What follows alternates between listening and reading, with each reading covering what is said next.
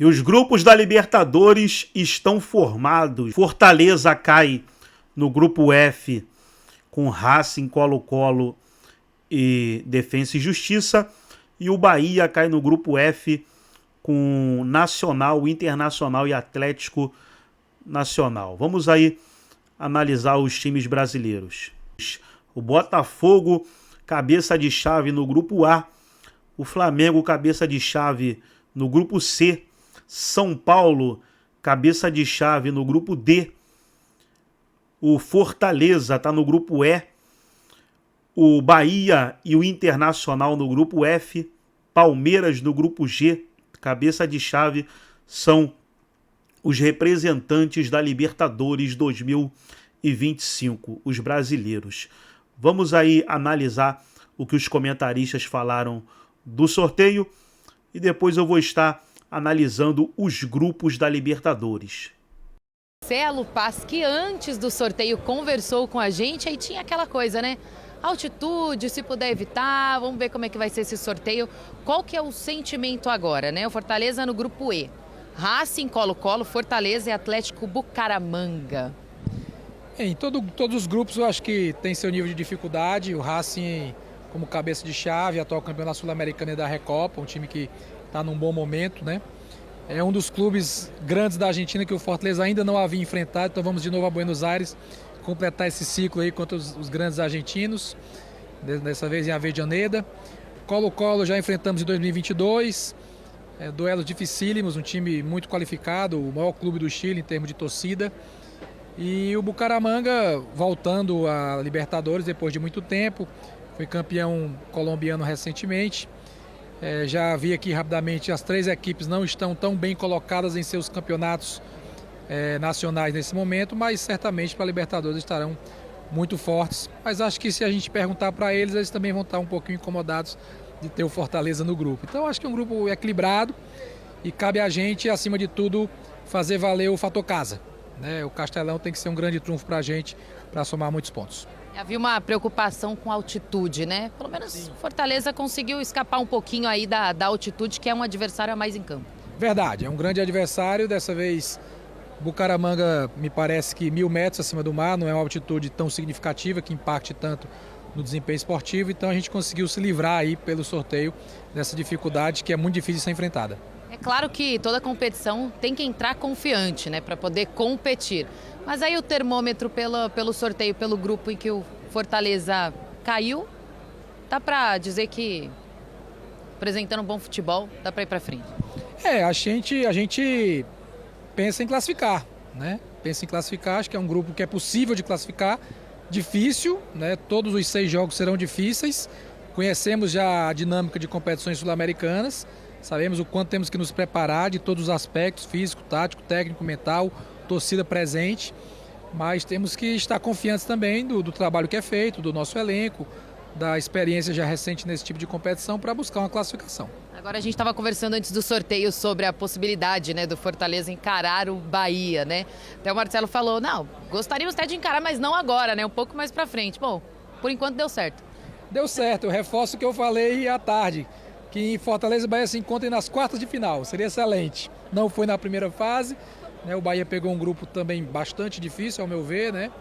Internacional, Nacional do Uruguai e Atlético Nacional da Colômbia, 3 times muito fortes, 3 campeões, nível de dificuldade alto também, mas que os 2 nordestinos possam passar a se encontrar mais na frente.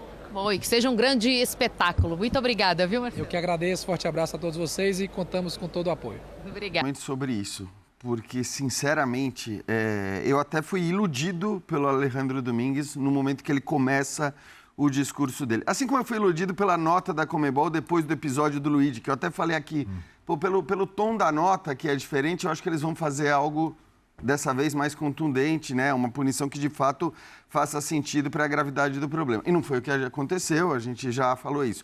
E o discurso, na hora que ele começa falando em português, eu falei, cara, acho que agora preparou-se uma comunicação mais forte, mais contundente. E sem querer ser chato, sem querer pegar no pé, mas assim, eu achei lamentável a declaração dele. Eu achei que se era para fazer isso, se era para a gente ter o pelo menos falou depois do sorteio, era melhor não ter falado nada. Por quê? Porque ele começa falando sobre isso, atribui o problema do racismo praticamente a um problema da sociedade, e ninguém está negando que este seja, acima de tudo, um problema da sociedade, porém, o futebol precisa combater esse problema dentro do ambiente em que ele pode combater isso, e a Conmebol não está fazendo isso. Então, quando ele diz, estamos fazendo tudo o que a gente pode, não é verdade. Tudo é muito pouco, não conheço ninguém que ache que a Conmebol está fazendo tudo que ela pode fazer.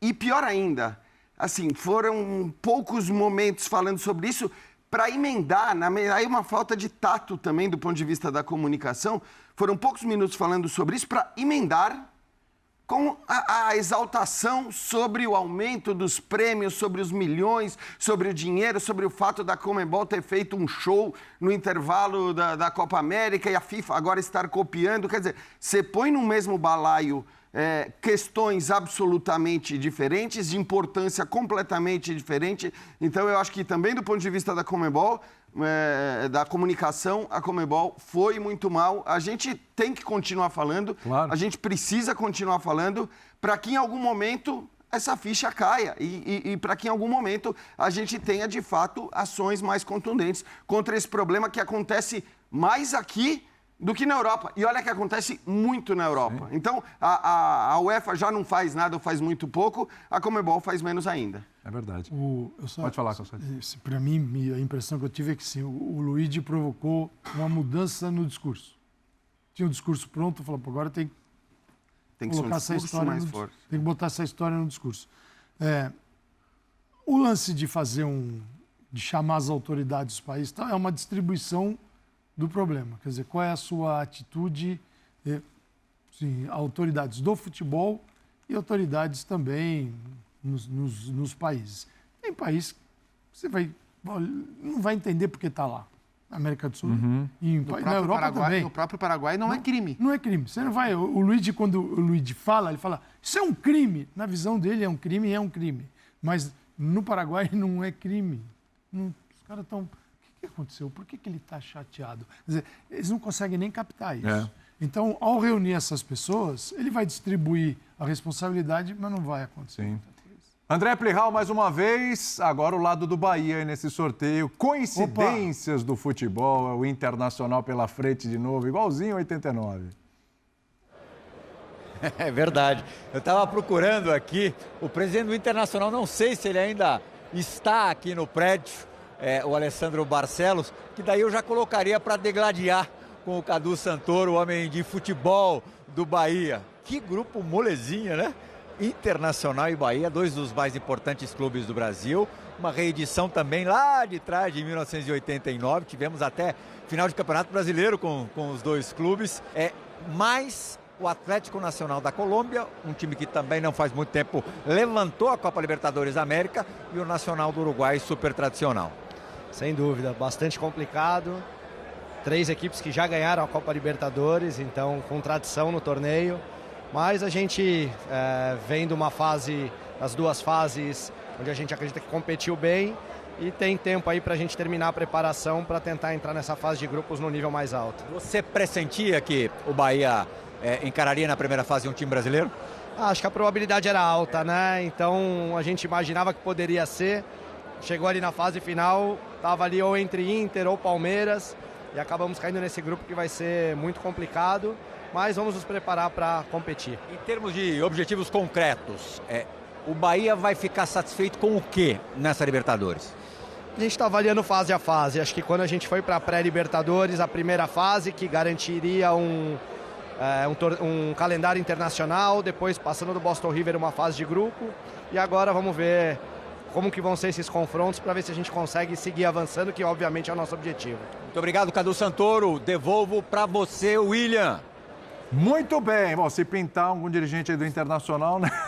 É legal de trocar essa ideia assim, também. Só para a gente contextualizar sobre o Atlético Nacional, um time bicampeão da competição, sim, que trouxe vários jogadores experientes de volta, né? Então, o goleiro é o Ospina, goleiro de Copa do Mundo, goleiro de seleção. Tecílio, zagueiro também de seleção colombiana. O Alfredo Morelos, Búfalo Morelos, que jogou no Santos até pouco tempo. Jogou não, passou por lá. Passou? Tá fazendo gol lá. Né?